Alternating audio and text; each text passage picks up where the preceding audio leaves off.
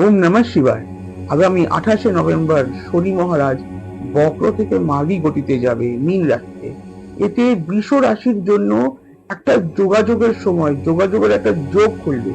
যারা অনলাইনে ব্যবসা করেন বা এমনি নর্মাল ব্যবসা আছে, সেলস লাইনে আছেন, যাদের এতদিন যারা কাজ করে যাচ্ছিলেন, খেটে যাচ্ছিলেন, কিন্তু সেই যোগাযোগটা পাচ্ছিলেন না বা হচ্ছিল না, তাদের কিন্তু এই সময় একটা যোগাযোগের রাস্তা খুলবে।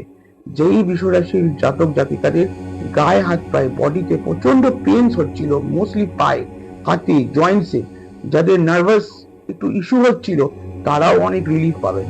যাদের সন্তানরা প্রচুর খাটছিলেন কিন্তু তবুও স্ট্রাগলিং ফেজটা ছাড়ছিল না, স্ট্রাগলটা যাচ্ছিল না, সেই স্ট্রাগলটা বা একটা যে যে থেমে থাকার অবস্থা থেকে কিন্তু চাকাটা ঘুরবে, সময় কিন্তু চলা শুরু করবে। কিন্তু তবুও বলবো, বৃষ রাশির জাতক জাতিকারা নিজের শরীরের দিকে কিন্তু একদমই কেয়ারফুল থাকবেন। আর সন্তানদেরকেও বলবো যে খাটনি, পরিশ্রম কিন্তু করতেই হবে, চাকা ঘুরবে, তার সঙ্গে পরিশ্রমও করতে হবে।